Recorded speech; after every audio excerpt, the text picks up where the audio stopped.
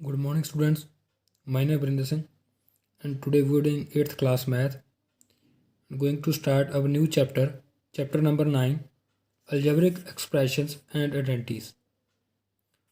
हम जानेंगे कि algebraic expressions क्या होते हैं, उनको कैसे सॉल्व किया जाता है, मीनिंग है कि उनको कैसे मल्टीप्लाई करेंगे या कैसे उनकी एडिंग होती है।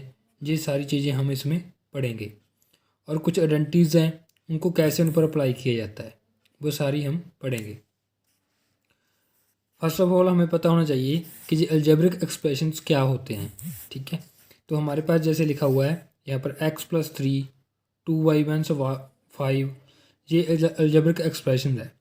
इसका मीनिंग ये है कि हम अगर इंग्लिश अल्फ़ाबेट और नंबर्स को मिक्स करके लिखें, एडिशन में या सब्ट्रैक्शन में या मल्टीप्लिकेशन में या डिवीज़न में लिखें, तो वो एक अलजेब्रिक एक्सप्रेशन बन जाता है। किनको मिक्स करके, जो हमारे पास इंग्लिश अल्फ़ाबेट्स होते हैं x, y, z, ठीक है, जो यूज़ किए जाते हैं, और नंबर्स, उनको मिक्स करके अगर लिख लें, ठीक है, तो वो हमारे पास एक अलजेब्रिक एक्सप्रेशन बन जाता है।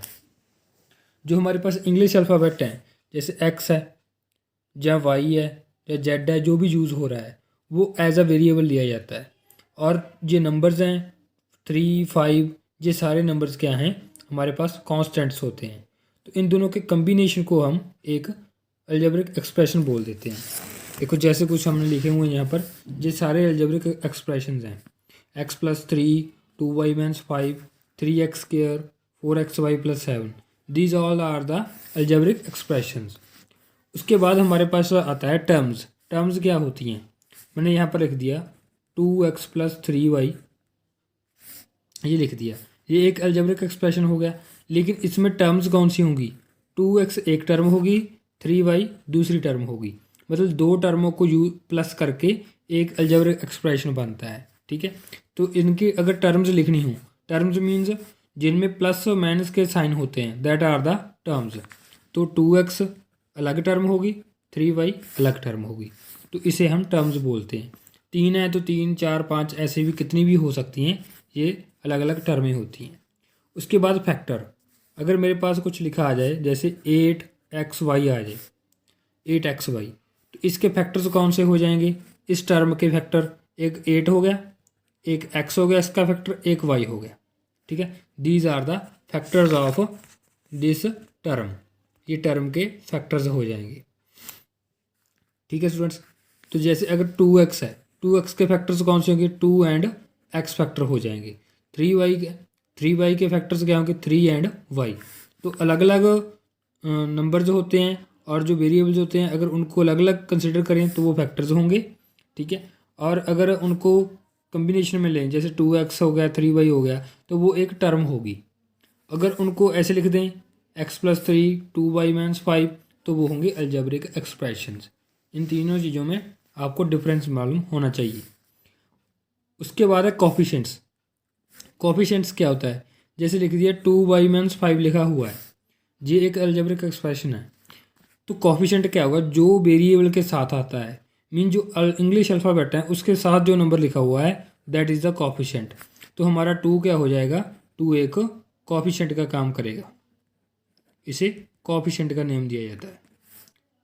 लेकिन जो 5 है ये कोफिशिएंट नहीं है, क्योंकि इसके साथ इंग्लिश अल्फ़ाबेट नहीं है, तो ये एक कांस्टेंट टर्म है। ठीक है, वेरिएबल और कांस्टेंट मैंने बताया था ना, वेरिएबल जो इंग्लिश अल्फ़ाबेट है, कांस्टेंट जो अकेले आते हैं विदाउट इंग्लिश अल्फ़ाबेट, वो कांस्टेंट होते हैं। लेकिन जो कोफिशिएंट है, वो कोफिशिएंट जो वेरिएबल के बिल्कुल साथ होता है, मल्टीप्लाई में होता है। ठीक है, जैसे 2 हो गया, यहाँ पर 3 हो गया, this is also coefficient. x² का कोफिशिएंट हो गया 3 हो गया। ठीक है, तो ये कोफिशिएंट्स होंगे। लेकिन जो प्लस में आ रहे हैं, जैसे 2y-5 है, तो -5 कोफिशिएंट नहीं होगा, this is the constant, constant होगा। इसके साथ कोई भी इंग्लिश अल्फ़ाबेट नहीं है, मीन्स कोई इसके साथ वेरिएबल नहीं है।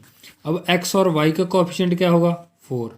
बट जो 7 है, 7 क्या होगा, कांस्टेंट टर्म होगी, 7 होगी कांस्टेंट टर्म, कांस्टेंट टर्म।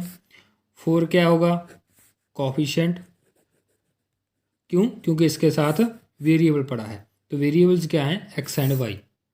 ठीक है स्टूडेंट्स, तो ये हो गया। उसके बाद हमारे पास आती हैं ये जो अलजेब्रिक एक्सप्रेशंस होते हैं मोनोमियल।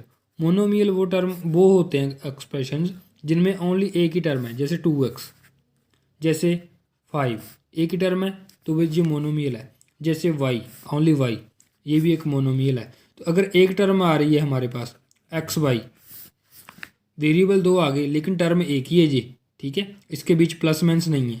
जब प्लस माइनस पड़ता है तो टर्में इंक्रीज होती हैं, जैसे इनके बीच प्लस था तो ये दो टर्में थी।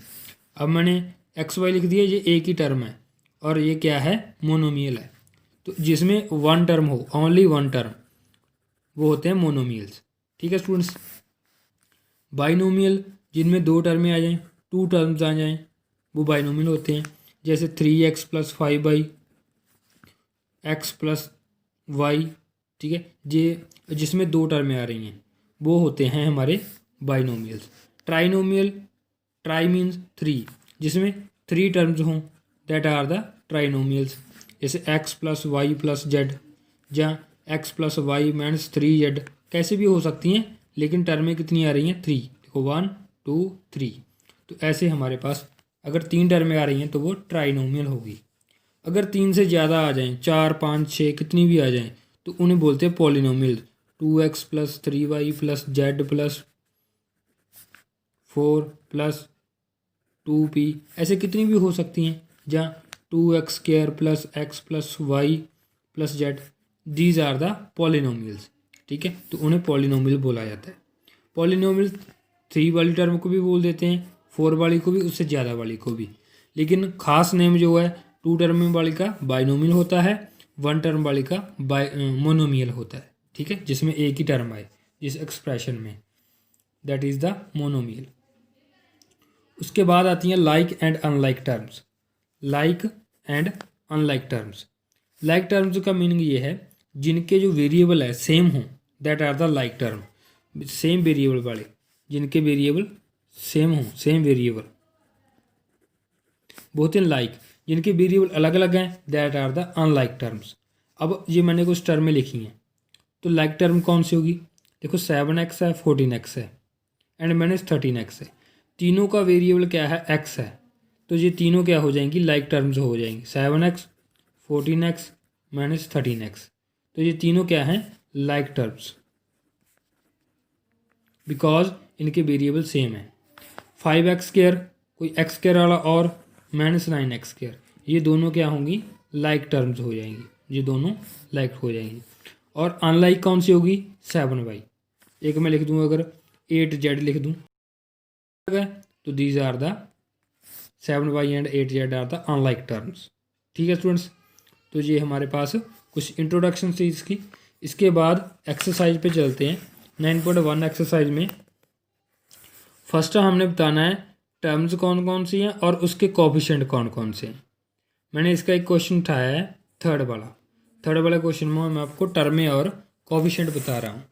देखो फर्स्ट का जो थर्ड क्वेश्चन था, 4x² y² means 4x² y² z² + z²। तो ये एक टर्म, ये सारा एक्सप्रेशन दे रखा है हमें। इसके में कितनी टर्में हैं इसमें, देखो एक तो माइनस आया बीच में, एक प्लस आया है, तो उनके बीच कितनी टर्में आ गई, फर्स्ट सेकंड थर्ड, ये सारी एक टर्म है, माइनस के बाद ये सारी एक टर्म है और ये सारी एक टर्म है।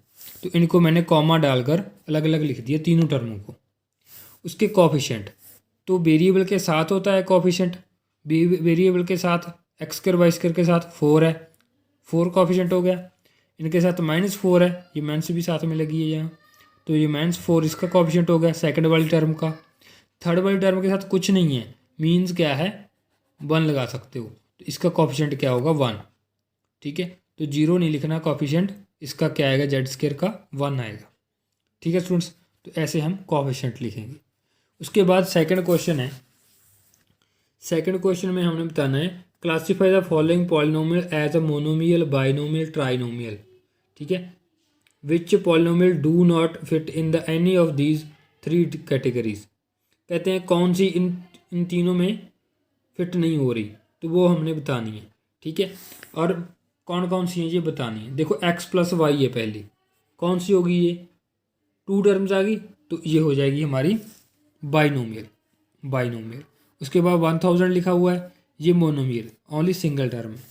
इसमें कितनी टर्में आ गई 1 2 3 4, ये एक पॉलिनोमियल हो गई।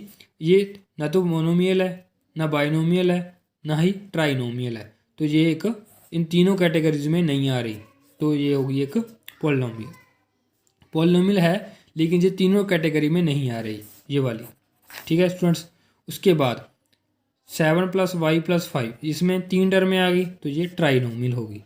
इस तरह इन दोनों क्वेश्चन को आपने ट्राई करना है, सॉल्व करना है।